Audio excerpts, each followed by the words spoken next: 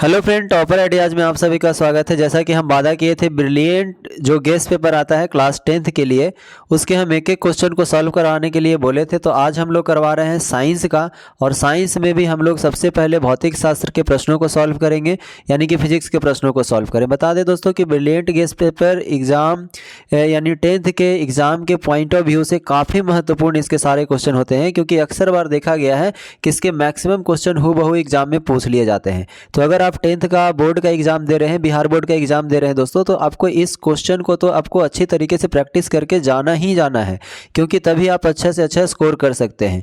ठीक है, तो इसके सारे इसमें टोटल 5 मॉडल सेट दिए गए हैं। ठीक है, 1 से लेकर के 5 तक के। तो हम लोग कैसे सॉल्व करेंगे, कैसे कंप्लीट करेंगे? तो देखिए, एक दिन में आपको क्या किया जाएगा। जैसे भौतिक शास्त्र हम आज से स्टार्ट कर रहे हैं, तो मॉडल सेट 1 में जितने भी भौतिक शास्त्र के टोटल 10 क्वेश्चन है। ठीक है, लघु उत्तरीय से 8 क्वेश्चन रहेगा, और उसके बाद फिर आप देखेंगे कि टोटल दीर्घ उत्तरीय से भी कितने क्वेश्चन, 2 क्वेश्चन रहेंगे। तो टोटल 10 क्वेश्चन को हम लोग क्या करेंगे दोस्तों। देखिए, यहाँ पे दीर्घ उत्तरीय भी है जो 6 नंबर का पूछा जाता है, तो ये 2 क्वेश्चन इसका भी रहता है। तो हम लोग टोटल एक वीडियो में हम लोग 10 क्वेश्चन करेंगे, और इस प्रकार से मॉडल सेट 1 का जो भौतिक शास्त्र का जो भी प्रश्न होगा वो क्या हो जाएगा, कंप्लीट हो जाएगा। उसी के प्रकार से हम लोग फिर क्या करेंगे, मॉडल सेट 2 का भौतिक शास्त्र के प्रश्न को कंप्लीट करेंगे। उसी प्रकार से 5 सेट को क्या करेंगे, कवर करेंगे। ठीक है ना। तो अगर दोस्तों इस चैनल पे क्या है, आप नए हैं, चैनल को सब्सक्राइब नहीं किए हैं, तो ये चैनल आपके लिए काफ़ी महत्वपूर्ण साबित होने वाला है, क्योंकि एक यहाँ पे एक मात्र ऐसा चैनल है दोस्तों ये, जो कि आपको क्या करेगा, सेक्शन बी के प्रश्नों को सॉल्व करवाएगा। सेक्शन ए तो आपको कहीं भी ऑब्जेक्टिव कोई भी करवा देता है दोस्तों, आंसर देख करके टिक लगा दिया जाएगा। ठीक है, लेकिन यहाँ पर आपको क्वेश्चन के आंसर सॉल्यूशन के साथ साथ आपको ये भी समझाया जाएगा कि कैसे सॉल्व करना है। ठीक है, तो चलिए बिना देरी किए हुए हम लोग क्या करते हैं, क्वेश्चन को सॉल्व करते हैं दोस्तों। देखिए, पहला क्वेश्चन क्या है, लघु उत्तरीय प्रश्न में टोटल 8 क्वेश्चन आपके एग्जाम में देखने को मिलेगा। उसमें से मात्र 4 क्वेश्चन को आपको अपने स्वेच्छानुसार क्या करना है, आंसर देना है। ठीक है, तो पहला क्वेश्चन देखिए क्या कह रहा है। पहला क्वेश्चन है लघु उत्तरीय प्रश्न में। देखिए, पहला क्वेश्चन कह रहा है कि प्रकाश के प्रवर्तन के नियमों को लिखें और इसके किरण आरेख से दर्शाएं। तो प्रकाश के प्रवर्तन के नियम हम लोग जानते हैं दोस्तों क्या, कि टोटल 2 नियम होते हैं। ठीक है, 2 नियम होता है प्रकाश के प्रवर्तन के, और किरण आरेख से दर्शाना है। तो देखिए, ये है हमारा किरण आरेख। तो कैसे, तो देखिए यहाँ पे M1 M2 जो आपको देख रहे होंगे, ये क्या है, तो एक जो है ये है एक मिरर। ठीक है ना, ये क्या है, एक मिरर है, यानी कि दर्पण है, यानी कि परावर्तक सतह है ये। अब यहाँ से देखिए, एक ये जो आप लाइन देख रहे होंगे, ये क्या है, आपतित किरण है, और इधर ये गया तो ये क्या हो गया, परावर्तित किरण हो गया। ठीक है ना, एक सेकेंड इसको थोड़ा सा पतला कर लेते हैं, पतला किया हुआ ही है। अब देखिए, ये हमारा क्या है दोस्तों, आपतित किरण, और ये क्या हो गया, परावर्तित किरण, और ये है हमारा क्या, नॉर्मल, जिसको हम अभिलंब कहते हैं। तो नॉर्मल और आपतित किरण के बीच में जो कोण बनता है मेरे भाई, उसको हम कहते हैं आपतन कोण, और नॉर्मल और परावर्तित किरण के जो बीच में कोण बनता है उसको हम परावर्तन कोण कहते हैं। तो ये तो हम लोग किरण आरेख को क्या कर दिए, दर्शा दिए। ठीक है ना। अब इसके 2 नियम कौन कौन से हैं, तो पहला नियम ये कहता है मेरे भाई कि अगर आपतित किरण, परावर्तित किरण और अभिलंब आपतन बिंदु पर सभी एक ही तल में स्थित होते हैं। ठीक है, ये पहला नियम कहता है। दूसरा नियम कहता है कि ये जो आपतन कोण है, इसको हम क्या कहते हैं दोस्तों, तो आई कहते हैं, एंगल ऑफ इंसिडेंस, यानी कि आई कहते हैं, और इसको हम आर कहते हैं। तो यही दूसरा नियम कहता है कि एंगल ऑफ इंसिडेंस जो होगा वो एंगल ऑफ रिफ्लेक्शन के क्या होगा, बराबर होगा। ठीक है, ये चीज़ कहता है। ठीक है, तो ये है हमारा दूसरा नियम। तो ये पहला क्वेश्चन आपको इस तरीके से इतना आपको बना देना है। देखिए, जो अभी आप देख रहे हैं इसको आप स्क्रीनशॉट ले लीजिए या फिर नोट कर लीजिए। तो ये आपका पहला क्वेश्चन क्या होता है, पूरी तरीके से कंप्लीट हो जाता है। ठीक है, अब देखिए नेक्स्ट क्वेश्चन हम लोग देखते हैं। तो कह रहा है गोलीय दर्पण क्या है। एक गोलीय दर्पण की वक्रता त्रिज्या 20 सेंटीमीटर है, तो फोकस दूरी ज्ञात कीजिए। ये क्वेश्चन इतना बार रिपीट हुआ है दोस्तों बोर्ड के एग्जाम में कि पूछिए मत। ठीक है, हो सकता है कि इस बार भी आपको पूछ लिया जाए। देखिए, गोलीय दर्पण किसी को कहते हैं, तो गोलीय दर्पण दोस्तों क्या है, तो जब किसी कांच के खोखले गोले को काट करके उसके एक पृष्ठ पर, जैसे मान लीजिए कोई कांच का खोखला क्या है, किसी कांच के खोखले गोले को, जैसे मान लिया जाए ये गोला है। ठीक है, अब हम इसको यहाँ से क्या कर दिए, काट दिए। तो काटेंगे तो कुछ इस प्रकार से हमें दिखेगा। ठीक है ना, इस प्रकार से। अब कह रहा है इसके एक पृष्ठ को चांदी से क्या कर दिया जाता है, कलय कर दिया जाता है। मान लीजिए कि इधर हम क्या कर दिए, तो कलय कर दिए हैं। ठीक है, तो ये हो गया क्या, गोलीय दर्पण। या फिर दूसरा तरीका ये है कि इस तरफ अगर हम क्या कर दिए, कलर कर दिए हैं चांदी से, तो ये हमारा क्या हो गया, परावर्तक सतह हो गया। इसी को हम क्या कहते हैं दोस्तों, तो गोलीय दर्पण कहते हैं। ठीक है, तो ये तो इसका डेफिनेशन हो गया कि गोलीय दर्पण क्या है, ठीक है ना। और यहाँ से एक ऑब्जेक्टिव क्वेश्चन आपसे ये भी पूछा जाता है कि आखिर हम लोग जो गोलीय दर्पण पर कलय करते हैं या पॉलिश करते हैं तो उसमें क्या करते हैं, तो या तो चांदी का करते हैं मेरे भाई, और नहीं तो फेरिक ऑक्साइड का करते हैं। तो यही आपका यहाँ पे लिखा गया है कि जब किसी कांच के खोखले गोले को काटकर उसके एक पृष्ठ पर चांदी या फेरिक ऑक्साइड की पॉलिश कर दी जाए तो प्राप्त दर्पण जो होता है उसे हम गोलीय दर्पण कहते हैं, ठीक है। अब देखिए इसका दूसरा पार्ट का जो क्वेश्चन है क्या कह रहा है, गोलीय दर्पण की वक्रता त्रिज्या 20 सेंटीमीटर है। तो देखिए गोलीय दर्पण जो है उसका वक्रता त्रिज्या दिया हुआ है, यानी कि आपका r इज इक्वल टू क्या दिया हुआ है मेरे भाई, 20 सेंटीमीटर दिया हुआ है, ठीक है। अब कह रहा है फोकस दूरी क्या होता है, तो हम लोग जानते हैं मेरे भाई कि f इज इक्वल टू क्या होता है, r/2 होता है, ठीक है ना। अब r दिया हुआ है 20, तो हम लोग सीधा सीधा निकालेंगे कि f का वैल्यू क्या होगा, 20/2 करेंगे सर, तो हमारा आ जाएगा 10 सेंटीमीटर, ठीक है। तो इस प्रकार से क्या करेंगे, हमारा फोकस क्या हो जाएगा, फोकस दूरी निकल करके आ जाएगा। तो यहाँ पे बनाया हुआ है पूरी अच्छी तरीके से एकदम समझा करके, ठीक है। तो ये आपका दूसरा नंबर क्वेश्चन का आंसर हो गया। अब देखिए तीसरा क्वेश्चन क्या कह रहा है, कह रहा है उत्तल लेंस के दो उपयोग को बताएं।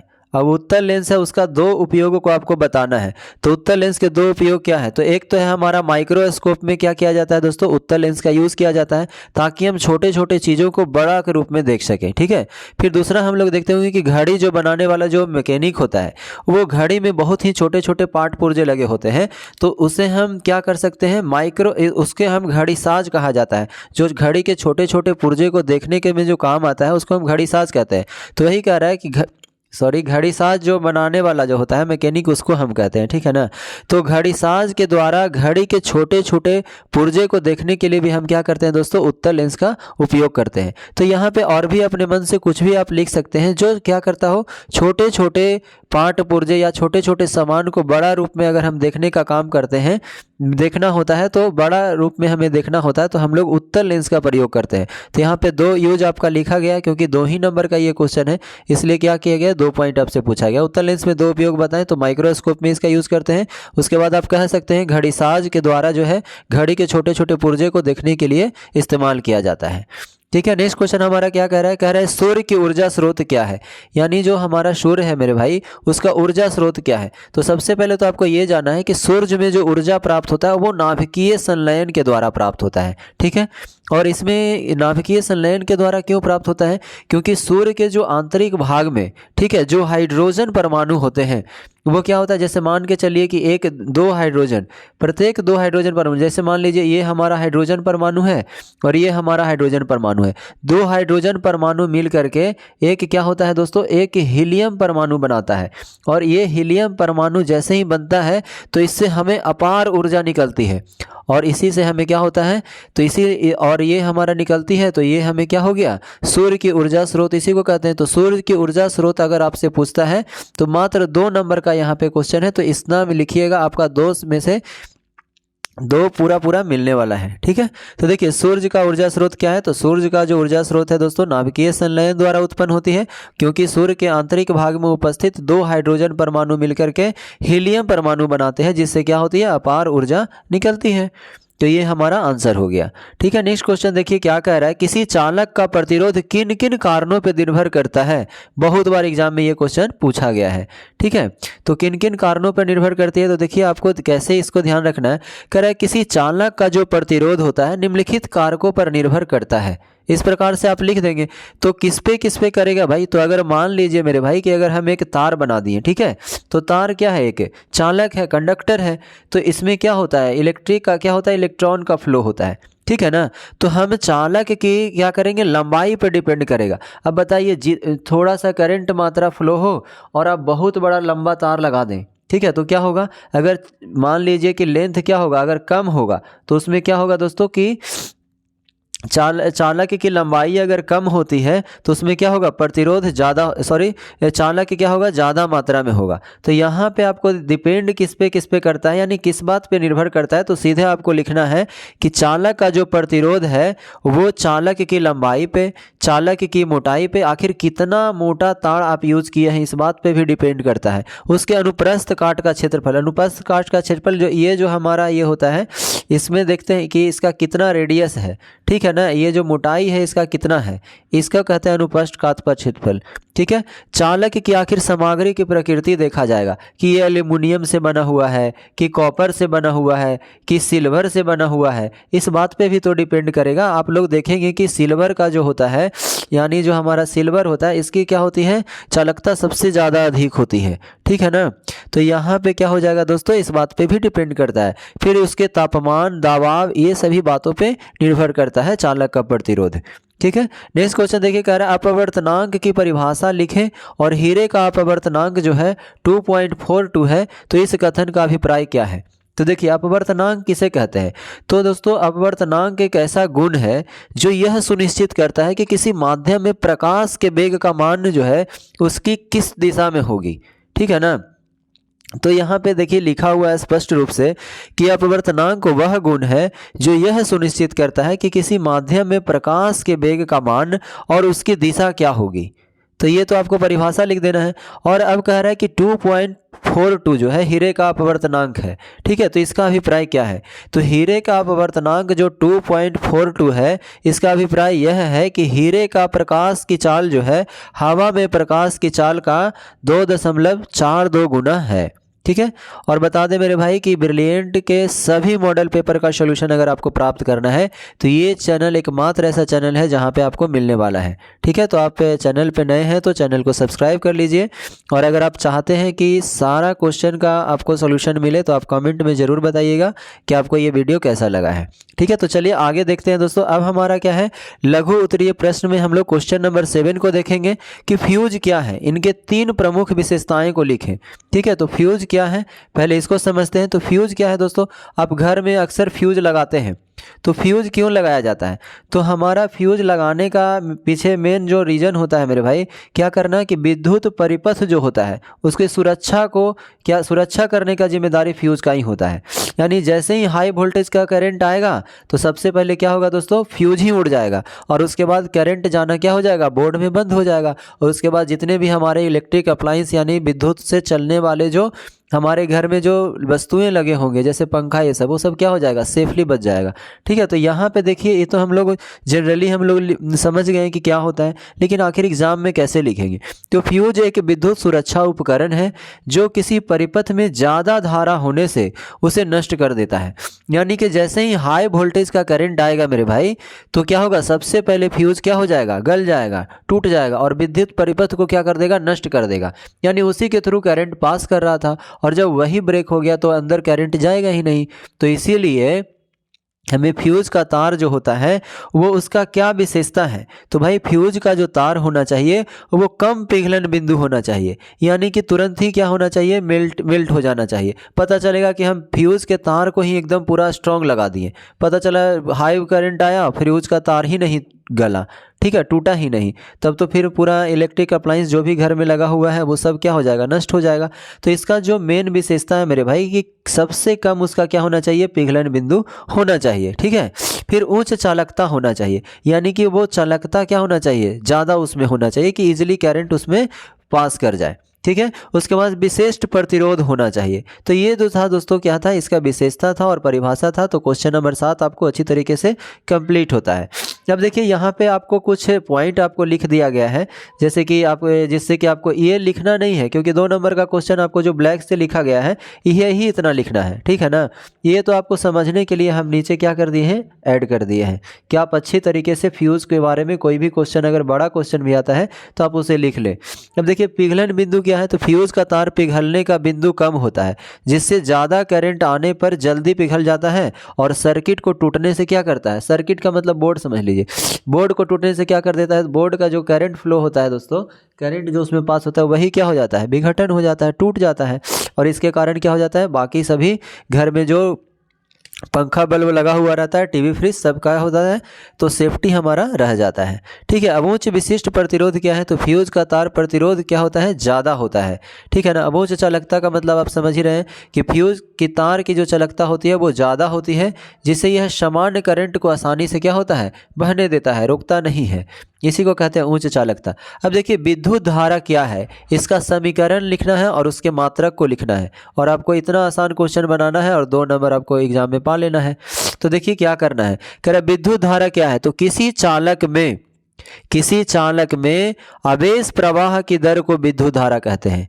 किसी चालक में आवेश प्रवाह की दर को क्या कहते हैं, विद्युत धारा कहते हैं। अब इसका क्या लिखना है, समीकरण। तो हम लोग लिखेंगे आई की क्या कहते हैं दोस्तों, तो ये हमारा विद्युत धारा है, आई बराबर हम लोग लिखेंगे Q बटा टी। ठीक है, Q क्या है दोस्तों, तो Q जो है हमारा यहाँ पे चार्ज है। ठीक है ना, Q क्या है, चार्ज है, आवेश है, इसी को हम क्या कहते हैं, आवेश कहते हैं। ठीक है, और नीचे में क्या है, समय है। तो अब हम लोग यहाँ से देखिए कैसे हम लोग आखिर मात्रक को कैसे लिखेंगे, तो हम लोग लिखे हैं क्या मेरे भाई, कि आई बराबर Q बटा टी। Q को हम किस में मेजर करते हैं, तो कूलम्ब में मेजर करते हैं। ठीक है ना, और टाइम को हम लोग सेकेंड में करते हैं, तो इसको हम लोग लिखेंगे क्या, कूलम्ब पर सेकेंड। क्या लिखेंगे दोस्तों, कूलम्ब पर सेकेंड। तो ये तो हमारा मात्रक हो गया। लेकिन अगर आपसे ये पूछ लिया जाए कि विद्युत धारा का SI मात्रक क्या है, तो SI मात्रक अगर आपसे पूछे तो आपको ध्यान रखना है दोस्तों कि विद्युत धारा का SI मात्रक एम्पियर होता है, जिसे हम A से डिनोट करते हैं। ठीक है, A से सूचित किया जाता है। तो ये बाकी आपको इतना सारा लिखना है और 2 नंबर आपको क्या हो जाएगा, मिल जाएगा। ठीक है, आपको बता दें दोस्तों कि ब्रिलियंट के सभी मॉडल पेपर का सलूशन यहाँ मिलेगा, लेकिन उसके लिए आपको कमेंट करना होगा कि हाँ आपको वीडियो कैसा लग रहा है और आपको कौन सा, इसके बाद आपको कौन सा क्वेश्चन का सलूशन चाहिए। चलिए देखिए, अब हम लोग क्या किए हैं दोस्तों, इसमें जितने भी जो 2 नंबर वाले प्रश्न थे उसको हम लोग क्या कर लिए, सॉल्व कर लिए हैं। अब हम लोग देखेंगे मॉडल पेपर 1 का जो लॉन्ग क्वेश्चन है, यानी एक क्वेश्चन बनाइएगा तो आपको 6 नंबर मिलने वाला है, और 2 क्वेश्चन आपके एग्जाम में मिलेगा और उसमें से एक क्वेश्चन आपको करके आना है। ठीक है, तो देखिए सबसे पहला क्वेश्चन क्या है, कह रहा है निकट दृष्टि दोष किसे कहते हैं, इसके कारण क्या है, इसके संशोधन की विधि का सचित्र वर्णन करें। सबसे पहले तो बच्चा यहीं पे कंफ्यूज हो जाता है कि आखिर सचित्र वर्णन का मतलब क्या होता है सर। तो देखिए सचित्र वर्णन का मतलब है मेरे भाई कि आपको डायग्राम के थ्रू, यानी कि चित्र बनाते हुए आपको क्या करना है, इसको दिखाना है कि आखिर कैसे इसको हम ठीक करेंगे। ठीक है ना, तो देखिए सबसे पहले स्टेप बाय स्टेप 3 पार्ट में इस क्वेश्चन है। पहले है निकट दृष्टि दोष किसे कहते हैं, तो इसका आंसर करेंगे हम लोग, फिर उसके कारण क्या है इसका उत्तर देंगे, उसके बाद उसके संशोधन की विधि का हम लोग क्या करेंगे, चित्र बना करके वर्णन करेंगे कि कैसे हम इसको ठीक कर सकते हैं।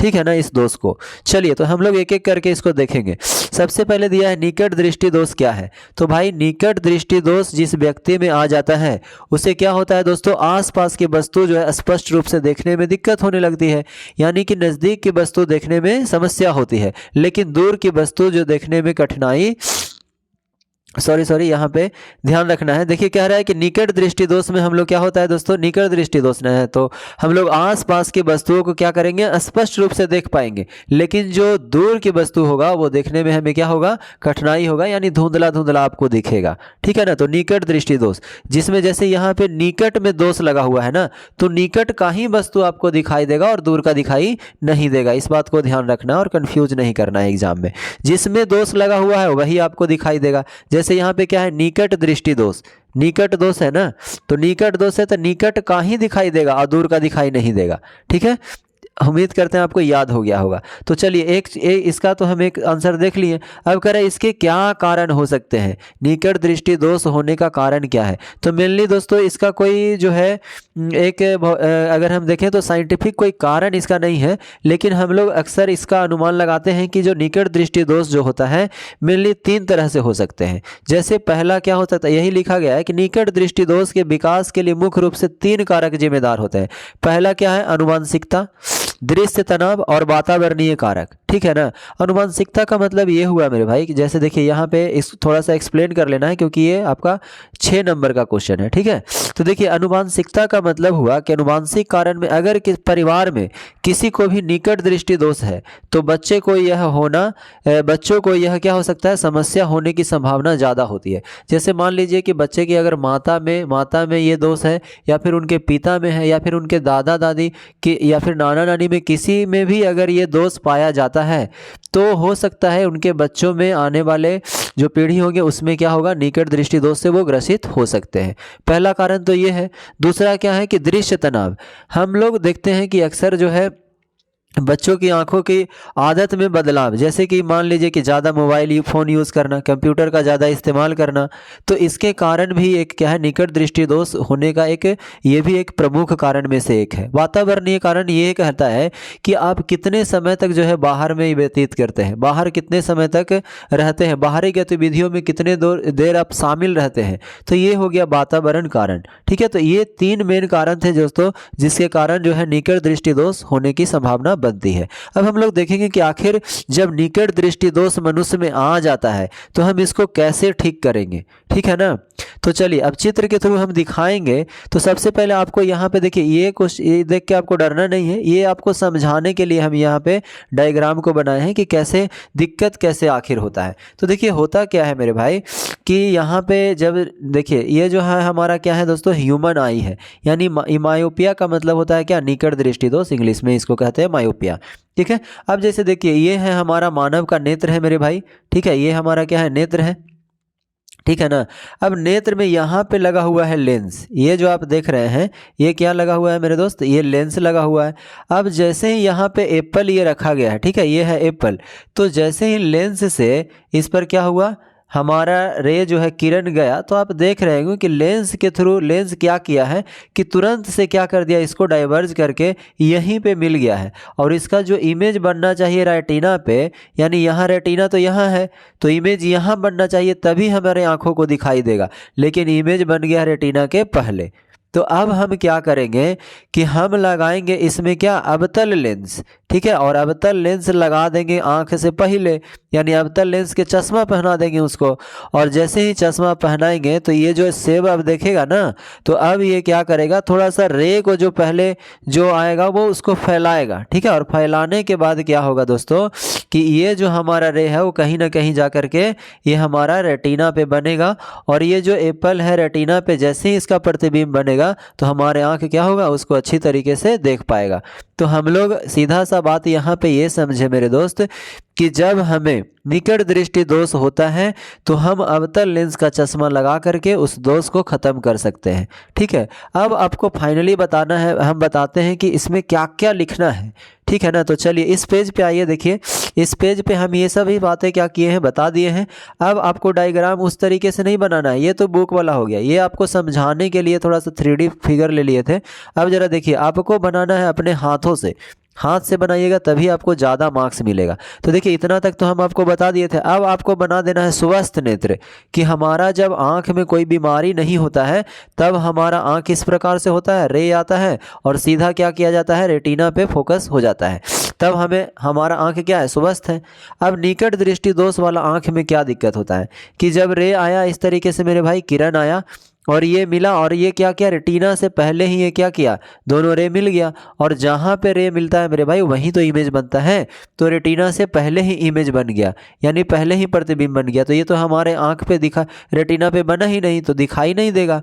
तब यही इसी को हम कहेंगे क्या, निकट दृष्टि दोष है, क्योंकि पहले ही बन गया, रेटिना से पहले ही प्रतिबिंब का निर्माण हो जाना, यही है हमारा निकट दृष्टि दोष। अब हम लोग जब इसका निवारण करेंगे तो हम लोग इसके निवारण करने के लिए अवतल लेंस का यूज़ करेंगे।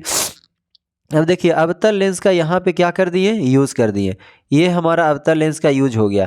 और जैसे ही अवतल लेंस का यूज़ किए तो ये रे को थोड़ा सा और क्या कर दिया, फैला दिया। और इस प्रकार से फैलाने के बाद अब जो हमारा ये जो रे है, पहले हमारा जो किरण है मेरे भाई पहले कट कर रहा था, जो अब ही जा करके सीधे रेटिना पे हमारा प्रतिबिंब क्या होगा, किरण जो है हमारा मिलेगा, और हमारा जो प्रतिबिंब है वो कहाँ बनेगा, रेटिना पे बनेगा। और इस प्रकार से हमारे आँखों को स्पष्ट रूप से दिखाई देने लगेगा और हमारा आँख क्या हो जाएगा, निकट दृष्टि दोष से ठीक हो जाएगा। और इस प्रकार जो है हमारा आंख क्या हो गया, ठीक हो गया। तो ये पूरा का पूरा जो है 6 नंबर का प्रश्न है, ये इतना पूरा आपको लिखना है और लास्ट में ये क्या करना है दोस्तों, डायग्राम यहाँ पे बना देना है।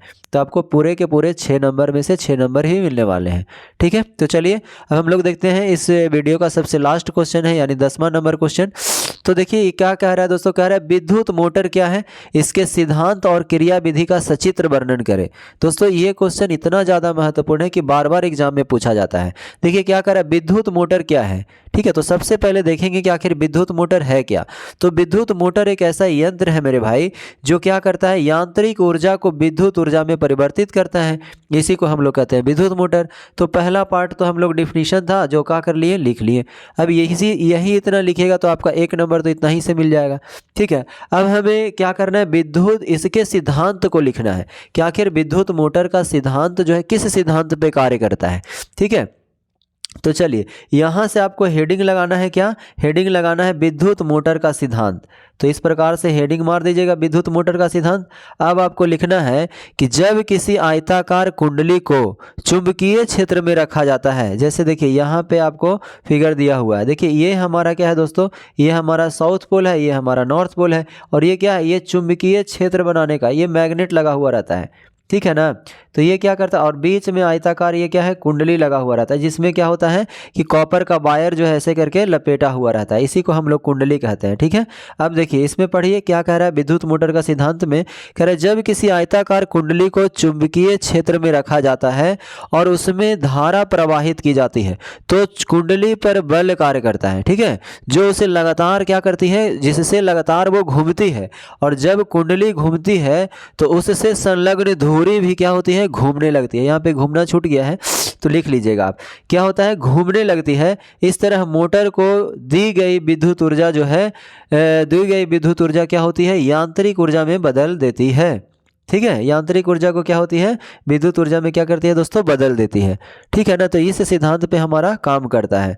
तो अवधुरी आप समझ रहे होंगे कि ये जो पुल्ली लगा हुआ होता है मेरे भाई, ये क्या होता है, ये भी घूमने लगता है, ठीक है ना।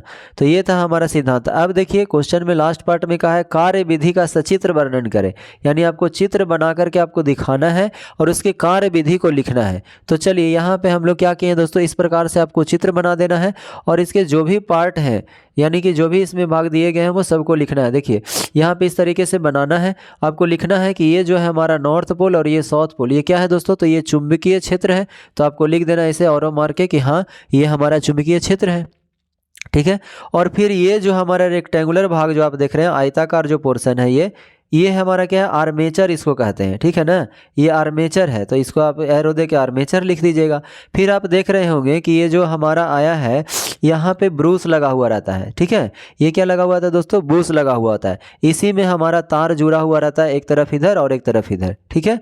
और यहाँ पे विभक्त वलय लगा हुआ है, ठीक है। अभी हम सारे को देखेंगे कि आखिर किस प्रकार से ये काम करता है। तो हम डायग्राम बना देंगे और उसके बाद फिर क्या करेंगे दोस्तों, यहाँ पे बैटरी से जोड़ देंगे। तो इस प्रकार से आपको डायग्राम क्या करना है, बना देना है, ठीक है। डायग्राम का तो काम कंप्लीट हो गया। अब हम लोग देखेंगे कि आखिर ये कार्य कैसे करता है, ठीक है। तो यहाँ पे हम लोग अच्छी तरीके से लिख लेंगे, तो आपको समझ लेना है और अपने लैंग्वेज में क्या करना है, कार्य विधि को वहाँ पे लिख देना है। बहुत ही आसान क्वेश्चन है। देखिए क्या कह रहा है कि जब बैटरी से कुंडली में विद्युत धारा प्रवाहित होती है, देखिए बैटरी यहाँ पे लगा हुआ था, तो कुंडली में जब विद्युत धारा प्रवाहित की जाती है तो फ्लेमिंग के बाएं हाथ के नियम से, फ्लेमिंग के बाएं हाथ का नियम आप पढ़े होंगे, क्या कहता है, नहीं पढ़े होंगे तो अगले वीडियो में जो है अगला में क्वेश्चन दिया हुआ है, वहाँ पे आपको अच्छी तरीके से समझ में आ जाएगा, ठीक है। तो देखिए फ्लेमिंग के बाएं हाथ के नियम से कुंडली के भुजा AB और CD, देखिए AB ये है और CD ये है, पर बराबर तथा विपरीत दिशा में चुंबकीय बल कार्य करने लगते हैं, ठीक है। उसके बाद यह दोनों बल, यहाँ पे बाल हो गया, यह दोनों बल एक बल युग्म बनाते हैं जिसके कारण कुंडली जो है वामावर्त दिशा में यानी एंटी क्लॉकवाइज क्या होती है, घूमने लगती है। साथ ही उसके सिरों पर लगे विभक्त वलय जो है, ठीक है, विभक्त वलय भी क्या होता है दोस्तों, ये भी घूमने लगता है, ठीक है ना। तो यहाँ से फिर हम लोग अतः विभक्त वलय जो है क्या होता है, अतः विभक्त वलय एक बुश से दूसरे बुश के संपर्क में आ जाते हैं, ठीक है। यहाँ पे जो देखिए, यहाँ पे जो बूस लगा हुआ है, यहाँ देख रहे हैं, एक बूस से क्या होता है, दूसरे बूस के संपर्क में आ जाते हैं। और धारा की दिशा इस प्रकार रखी जाती है कि कुंडली पर बल युग्म लगातार एक ही दिशा में कार्य करे। ठीक है। और कुंडली के घूमने के कारण जो धुरा दंड होता है, जो सॉफ्ट होता है, ठीक है, धुरा दंड को सॉफ्ट कहते हैं, को गतिज ऊर्जा प्राप्त होती है। और इस प्रकार से मोटर क्या करता है दोस्तों, हमारा काम करता है। तो ये तो दोस्तों हमारा क्या हो गया, पूरा का पूरा ये 10 नंबर क्वेश्चन का क्या था, आंसर था। ठीक है, इस प्रकार से आपको बनाना है। तो ये हमारा क्या हो गया दोस्तों, भौतिक का जो मॉडल सेट 1 में जितने भी क्वेश्चन दिए गए थे वो सारा का सारा क्या कर दिए हैं, कंप्लीट कर दिए हैं। अगर आपको इसका पीडीएफ प्राप्त करना है दोस्तों तो टेलीग्राम ग्रुप में ज्वाइन कर लीजिए, वहाँ से आपको क्या हो जाएगा, पीडीएफ मिल जाएगा। ठीक है ना। और अगर आप चाहते हैं किसी तरीके से पूरे ब्रिलियंट गेस पेपर का सभी सब्जेक्ट का आपको सोल्यूशन मैथ और साइंस दोनों का करवा दिया जाए तो आप चैनल को सब्सक्राइब कर लीजिए और कमेंट करके ज़रूर बताइए कि वीडियो आपको कैसा लगा। ठीक है, तो चलिए मिलते हैं नेक्स्ट वीडियो में, जब तक के लिए धन्यवाद।